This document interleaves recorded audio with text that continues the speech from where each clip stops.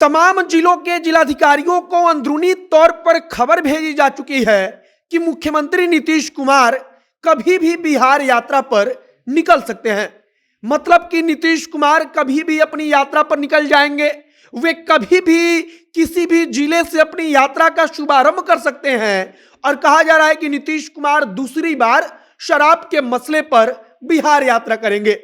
फिर से एक बार करोड़ों रुपया खर्च होगा, सीएम की यात्रा का व्यवस्था किया जाएगा, वहां पर बड़े बड़े मंच बनेंगे, मुख्यमंत्री महोदय लोगों से जाकर बताएंगे कि शराबबंदी का फायदा क्या है, वे बताएंगे कि कैसे शराबबंदी को और सफल बनाया जाए। और इसमें सबसे जरूरी बात कि मद्य निषेध विभाग जो है, उस विभाग की तरफ से अब दरोगा और शराब के लिए विशेष तौर पर निरीक्षक की भर्ती की जाएगी। आगे हम आपको सब कुछ बताएंगे कि नए दरोगा की भर्ती कैसी होगी, निरीक्षक जिनको भर्ती किया जाएगा उसमें भर्ती कैसे होगा, तमाम जानकारी हम आपको देंगे। बाकी नमस्कार, मेरा नाम है मोहित कुमार सिंह और आप जनता जंक्शन देख रहे हैं।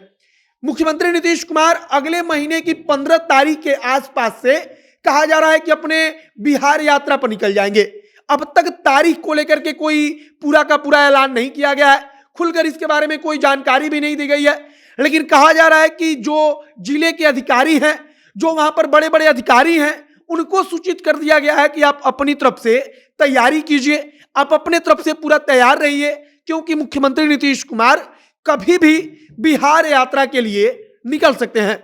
वैसे भी नीतीश कुमार इस बात का इशारा सदन में दे चुके हैं। वे कह रहे थे कि हम जाकर लोगों को और फिर बताएंगे कि आखिरकार शराब पीने का नुकसान क्या है।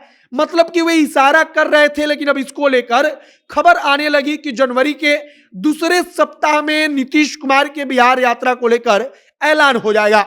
मतलब कि तारीखों का ऐलान होगा। बताया जा रहा है कि 15 जनवरी के आसपास से नीतीश कुमार का बिहार यात्रा शुरू हो जाएगा। और इस बार नीतीश कुमार के बिहार यात्रा में खास बात है कि जो मद्य निषेध विभाग है, वो उसी दौरान दरोगा और निरीक्षक की भर्ती करेगी। अब दरोगा और निरीक्षक क्यों? तो मद्य निषेध विभाग विशेष तौर पर इसलिए दरोगा को अपने यहां भर्ती करेगा, उनको पैसा देकर रखेगा, क्योंकि विशेष तौर पर उस दरोगा का काम शराब पकड़ने का होगा। आमतौर पर जो पुलिस है उसका बहुत सारा काम है, वो शराब को छोड़कर अन्य मुद्दों पर भी कार्रवाई करती है। लेकिन मद्य निषेध विभाग विशेष तौर पर ऐसे दरोगा की भर्ती करेगा जो दरोगा सिर्फ और सिर्फ शराब पकड़ेंगे। अब इसके अलावा निरीक्षक की भर्ती की जाएगी। दोनों के दोनों संविदा कर्मी होंगे, मतलब कि कोई सरकारी नौकरी नहीं होगा। सरकार उनको महीने का तनख्वाह देगी, लेकिन वो सरकारी नौकरी नहीं होगा। कहा जा रहा है कि संविदा पर दरोगा आएंगे, संविदा पर निरीक्षक आएंगे। इनका मुख्य रूप से काम सिर्फ और सिर्फ शराब पकड़ना होगा। मतलब कि राह चलते लोगों की चेकिंग, राह चलते कोई गाड़ी जा रही है, शक हो तो उस आधार पर चेकिंग, और शराब मतलब कि पूरी तरीके से जो शराबबंदी कानून है वो प्रभावी हो, उसके लिए अब एक नया उपाय सरकार निकाल रही है। फिलहाल नीतीश कुमार की बिहार यात्रा को लेकर चर्चा तेज है। बिहार यात्रा में इसके पहले भी करोड़ों रुपए खर्च हो चुके हैं। नीतीश कुमार तमाम जिलों में घूम घूम कर यात्रा कर रहे थे, वहां पर लोगों से बातचीत कर रहे थे।